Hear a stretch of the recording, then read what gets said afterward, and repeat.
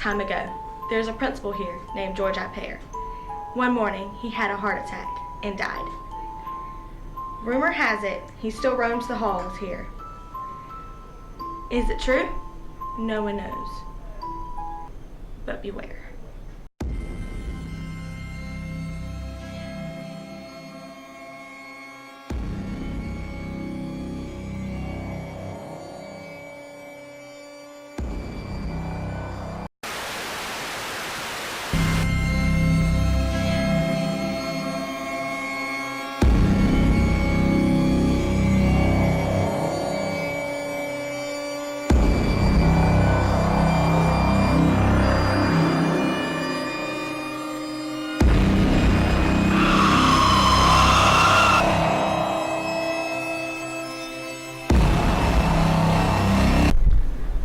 But don't say I didn't warn you.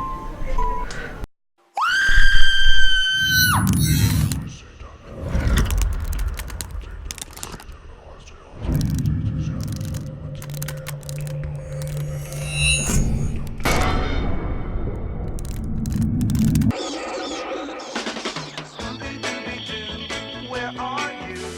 We got some work to do now. I'm here during trick or treat lane.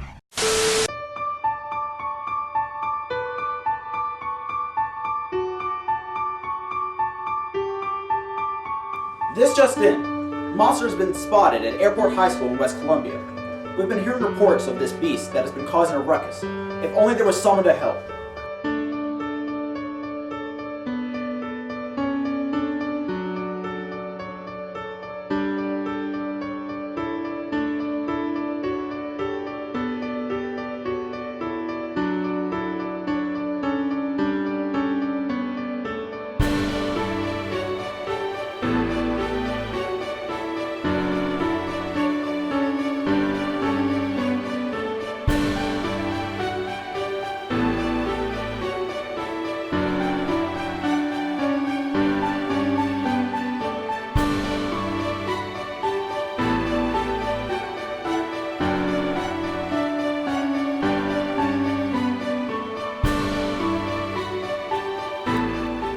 Villain is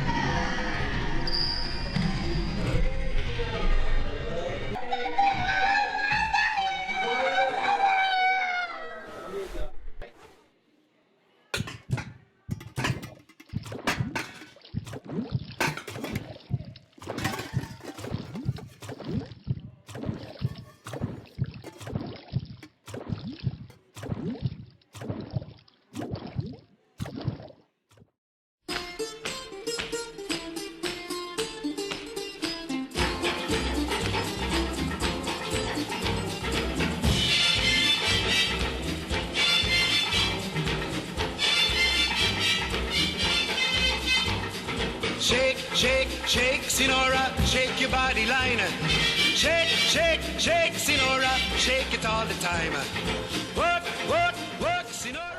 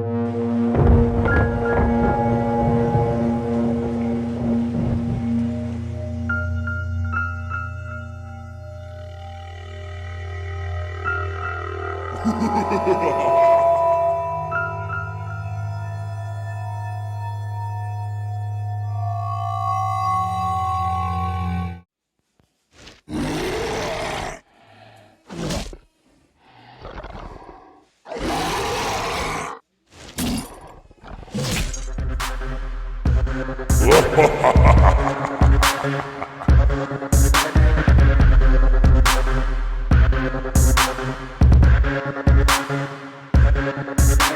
Zoo has been recognized in the past as the most visited zoo in the Southeast. Of course, you don't get this award without having multiple events in the zoo. One such event is Boo at the Zoo. Boo at the Zoo is an annual Halloween festival that started in 2003. In October from 6 to 9 o'clock, after the zoo has closed, all the animals are put away and the zoo is transformed into a Halloween festival. I was sadly unable to interview someone in person, but the public relations manager at Riverbanks was able to email her answers. Susan O'Kane has worked at Riverbanks for 7 years now and says that Boo at the Zoo is a family-friendly event, fun for all ages, affordable, costing only $11 per person for an unlimited amount of candy and fun. Ms. O'Kane also says that Boo at the Zoo typically attracts 30,000 people each year. When asked what her favorite part about the event, she said, "I love seeing all the little ghosts and goblins having fun and families enjoying the pre-Halloween treat together." And lastly, I asked her if she could say something to bring more people to the event next year.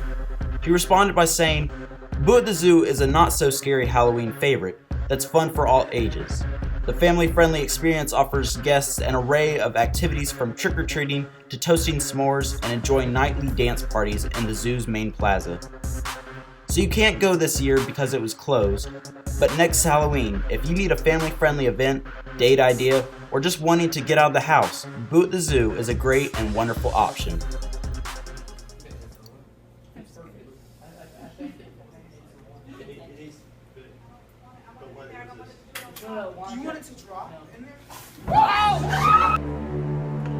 In 1963, our first principal of Airport High School, George I. Pear, passed away, leaving Airport High School temporarily without a principal. Now rumors are said that he still wanders the hallways late at night. Here are some students and staff with their experiences. Well, I personally have never had any experiences with the ghost of Airport High School, but I've heard plenty of stories of people who have, and I've definitely had times where things have been moved in the auditorium or things have been locked that shouldn't have been locked or unlocked and should have been locked. But all the stories I've heard have been of him being on the 500 hall and the 400 hall, and that he really liked the lockers when he was here, that he would make them rattle at night when no one else was around or when just a few people were around. We had a sleepover one time. There used to be a student center right in the parking lot over there on Eagle Drive. And so we'd have these sleepovers, these spend the night things where you play games and we ate and just had a good bonding time with the school. And it was to help raise money for Camp Chemo too. So we took the kids inside to see if we could find George somewhere. And we took him down what is now the 400 hall, didn't see anything. Started to go back out when we heard loud screaming. And we came up on what is now the 200 hall, and every single locker was open, every single one. You don't think it was somebody messing with you guys? Well, we had everybody accounted for that we took down the 400 hall. How could they have opened them up when there were locks on them? You know, we closed them, but we hightailed out of here. But he did, at that time we just figured he didn't want us in here for some reason. All right, so tell me about your experiences with George Pear. Well, I don't like to tell many people this because it freaks them out, but one time I was here late at night and duty or something, I can't remember why I was here, but I was leaving. I felt something tickle my armpit, and I thought it was just me or something, I don't know. And I took like 3 steps and felt it again. I turned around and I saw this guy standing there, and come to find out that was George I. Pear. And so, you guys got to look out there. I mean, if you're here late at night, he likes to tickle. I mean, you got to watch out. I mean, he'll get you. So just be prepared if you're here late at night to be tickled under the armpit. Okay? True story, by the way. It's true. This is not fake news. That is true. So tell us about any experiences you've had with George I. Pear. Oh, George I. Pear. Let's see. I was in this classroom just across the hall. We're standing in the nook right now. Miss Reamer's classroom is right there. But my classroom was right across the hall. We were working that week very late in the evening, sometimes till 11:30 and 12 o'clock at night on the layout for the newspaper. Well, the lights kept going out, and so it was just myself and two of my editors who were here, two young ladies, and I told them that I would go across the hall from this classroom over here into the media center. There were no classrooms here at the time. This was our media center. I happened to know that the head librarian had drop cords in her office. I opened Miss Daniels' office, opened the door, went in, found the light switch, found the box over in the far corner where the drop cords were, or the extension cords were. And as I'm digging through the box, I hear the door open. Boom! I think it's one of my girls that, came over to check on me. I hear the second door. Boom! I look up. Of course, I can't see anything because the media center's still dark. I leave Miss Daniels' office. I come back through here. I don't bother to turn out lights, lock doors, nothing. Go into my classroom, into the back room where we worked on the newspaper, and those girls were still at their computers working. I said, girls, did either one of y'all come across to the media center checking on me? No, ma'am. So, needless to say, and my apologies to the administrators at the time, I did not lock any doors. I did not come back over here and turn off any lights. We, the three of us, proceeded to jump in our cars and leave Airport High School. So tell me about any experiences you've had with George Pear. I was in room 514. I taught in room 514 for about 10 years. And we would sit in class and the door would just kind of open slightly on its own. And it would just kind of rock back and forth and squeak. And then it would just shut. So that happened, on and off for, the 10 years that I was in the classroom. So my experience here at with George I. Pear, being new to Airport High School last year, I'd heard about George I. Pear.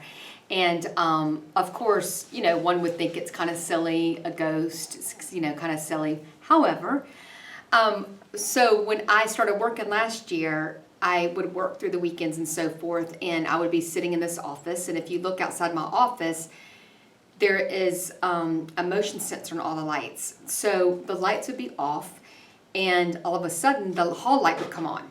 And it's one of these situations where I would get up and kind of look to see if anyone was out there, and there was no one. Then I was up here over the summer working on some files, and we noticed that, again, we were all in my office, and we noticed the light came on again. And the football players were out on the field, and so I thought, okay, it's just one of the football players. I thought Mr. Coleman's here. Maybe it was him. But we walked out there, and there was no one. And so it triggered another light came on down the hall, and I thought, well, that's odd. So we came back and looked at the cameras. And on the camera, there was like a figure and that you kind of saw at one point, and it looked like a shadow. So I made sure Mr. Corey wasn't here, the custodian, that wasn't him. I even looked at other cameras to see kind of the direction where that figure was going. That figure did not appear in the other cameras around that time. I talked to the football players. I went out there. They had not been in the building. So it kind of made me believe it could be kind of, the figure of George I. Pear. And it was kind of cool because the lockers were being torn out at the time, and there was a lot of construction going on. So I thought, well, maybe he's checking out the place. I don't know. So anyhow, that was my experience thus far. I don't know. I think there's some kind of truth to it. And not that I'm out there saying you should believe in ghosts, but I do think he's a positive spirit in this building, and he's probably proud of us of what we're doing. Stop.